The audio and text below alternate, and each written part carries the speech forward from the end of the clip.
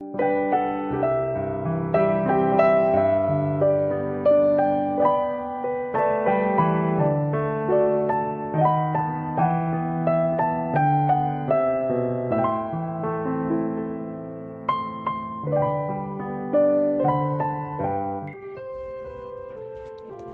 nossas vidas nas mãos de Deus. A palavra de Deus nos mostra que Deus, Ele é o sustentador de todas as coisas. Tudo está nas mãos de Deus.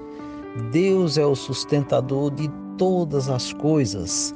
E Jesus Cristo disse que quando o Espírito Santo que procede do Pai vier, Ele vos guiará a toda a verdade. É o Espírito Santo que nos guia, que nos leva, que nos mostra, que nos ensina sobre Deus. Deus é o sustentador de todas as coisas. Querido Deus, amado Pai, queremos nesta manhã, Senhor, suplicar a Tua direção em nossas vidas, que nós possamos colocar, Senhor, as nossas vidas nas Tuas mãos. O Senhor é o nosso sustentador. Jesus Cristo é o nosso pastor e o Espírito Santo é aquele que nos ensina, é aquele que nos guia na Tua verdade. É o sustentador das nossas vidas, que nós possamos confiar, Senhor, e entregar as nossas vidas nas Tuas mãos. É o que oramos em nome de Jesus. Amém, Senhor.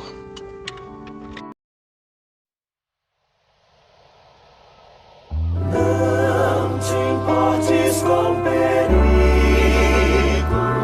eis a mão, confia em mim. Se a fé por vezes falta,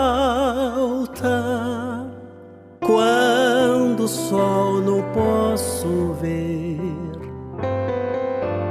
a Jesus eu digo humilde: ó, vem meu piloto ser. Oh, não temas, sou contigo, teu piloto até o fim. Não te portes com perigo, eis a mão, confia em mim. Quando a tentação me envolve e eu não posso Cristo ver, e eis que em meio à tempestade ouço o Salvador dizer: oh, não temas, sou contigo, teu piloto até o fim. Não te portes com perigo, eis a mão, confia em mim.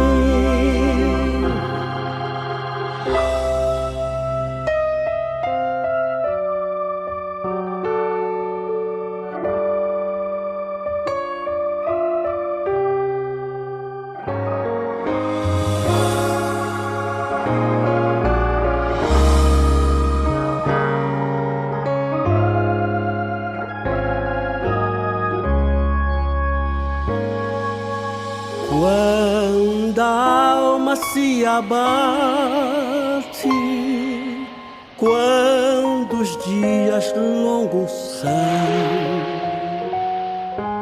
vou olhar o meu piloto, este canto eu ouço então.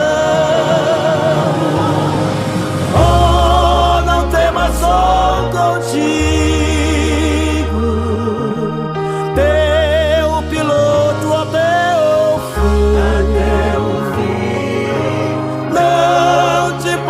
com perigo, eis a mão, confia em mim. Oh, não temas, sou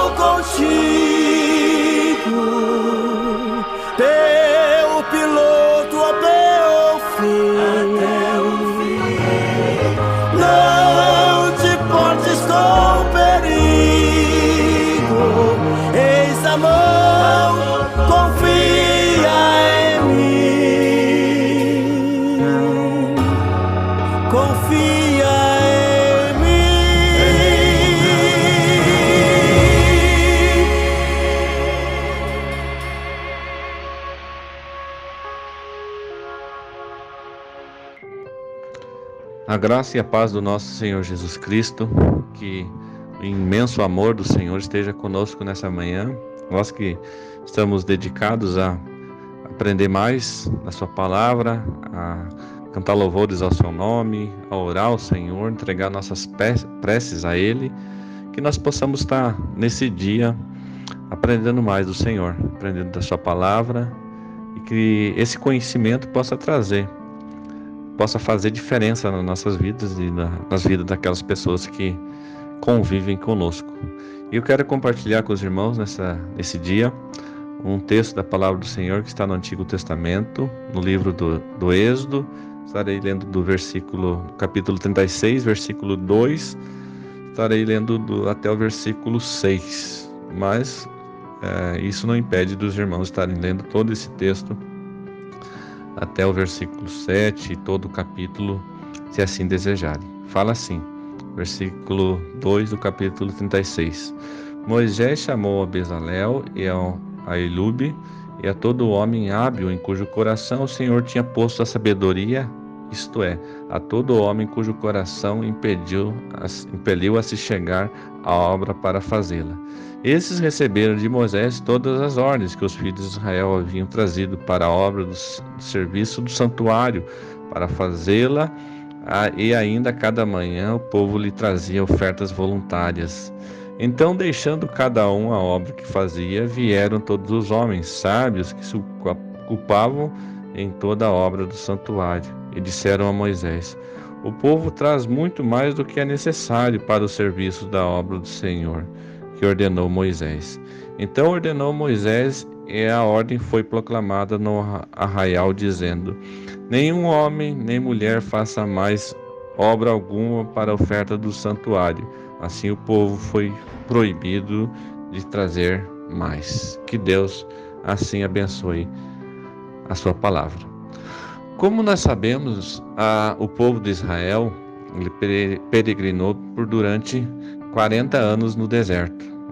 Ele desobedeceu, ele não creu que poderia enfrentar os inimigos que viviam na terra prometida, e como castigo eles tiveram que andar todo esse período.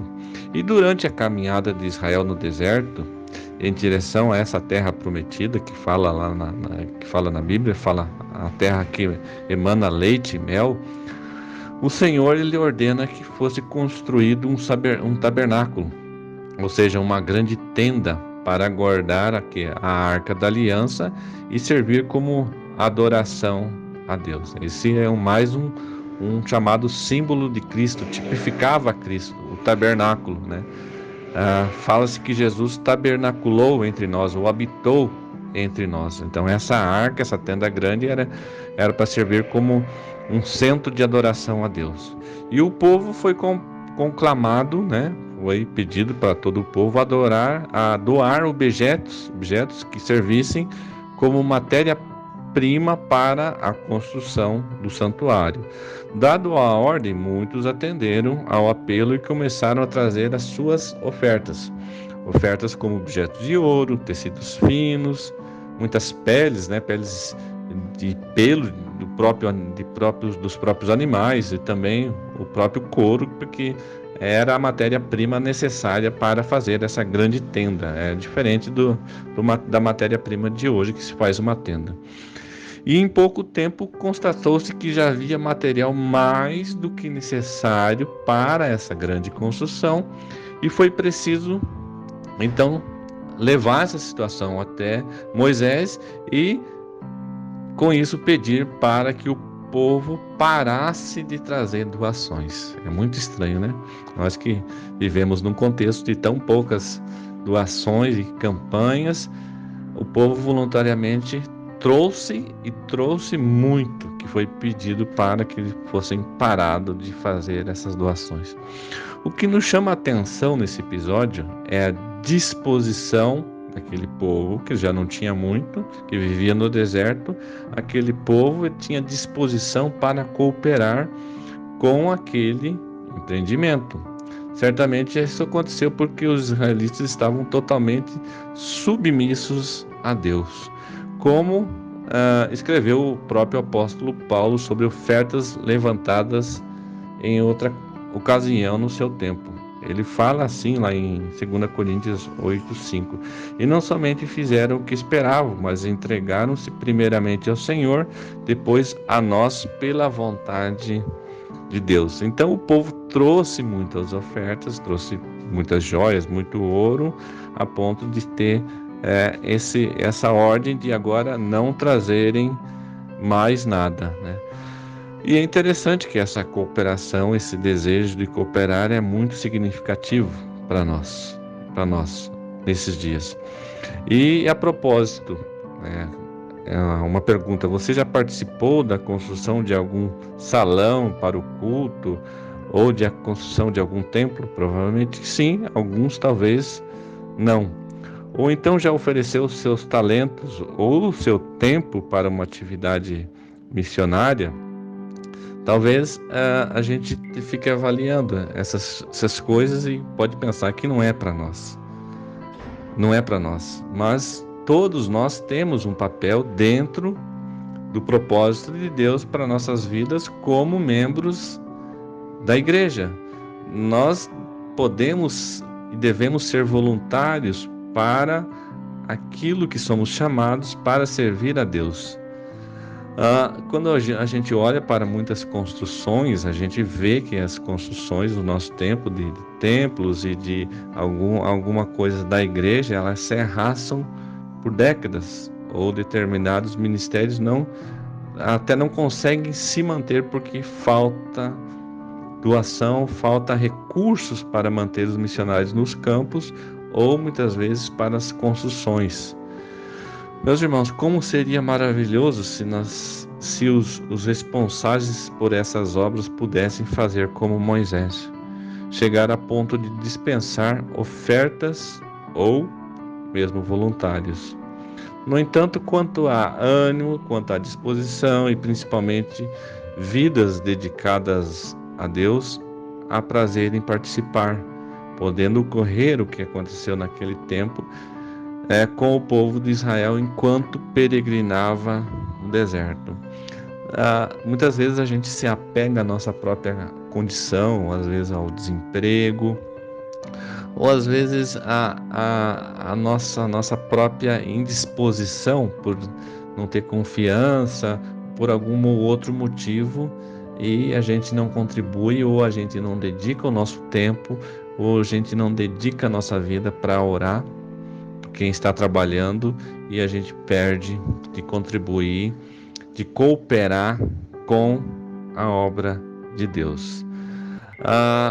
Lá no versículo 7, no capítulo 36, fala assim: porque o material que tinham era suficiente para toda a obra que se devia fazer, e ainda sobejava, ainda tinha abundância, estava sobrando.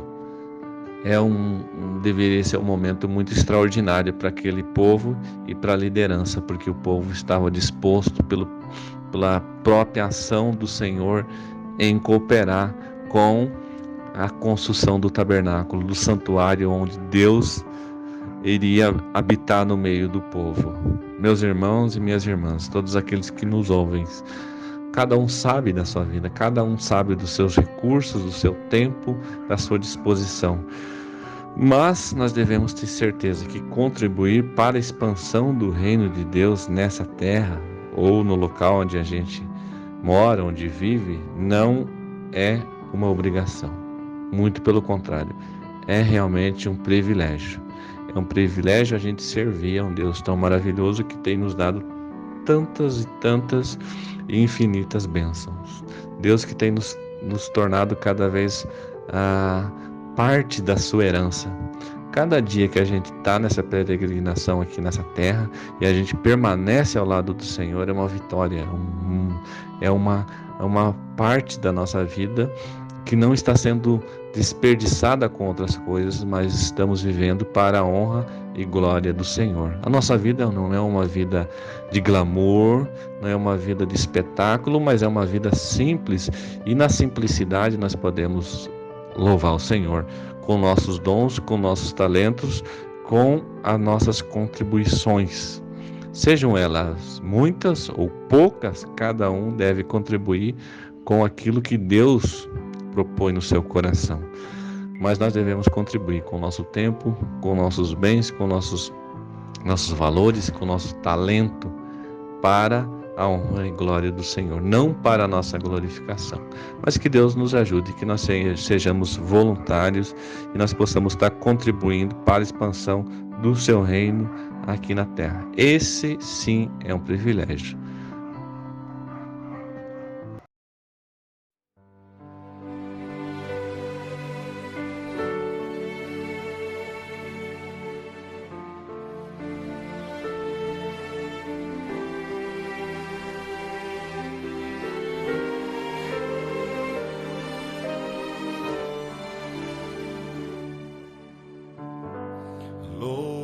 Louvado seja, Senhor, teu nome, entronizado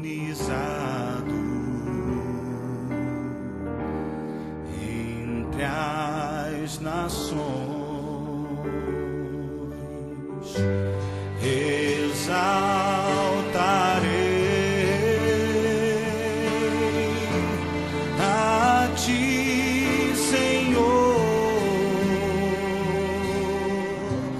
Pelo que tu és, eu te adorarei.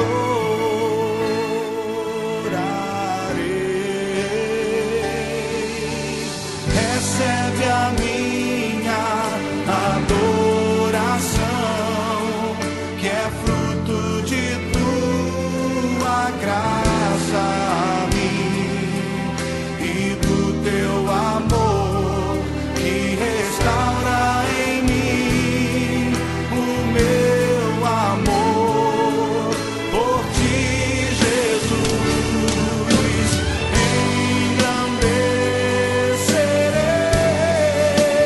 Engrandecerei, exaltarei o teu nome diante dos reis e dos poderosos. Eu louvarei a ti, Senhor.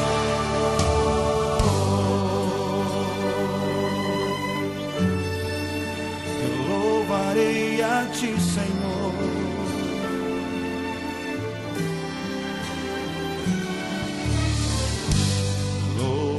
Louvado seja, Senhor, teu nome,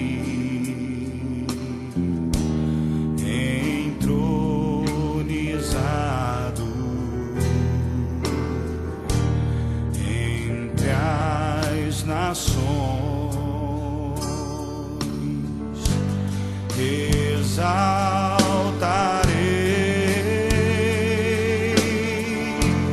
a ti, Senhor, pelo que tu és, eu te adorarei.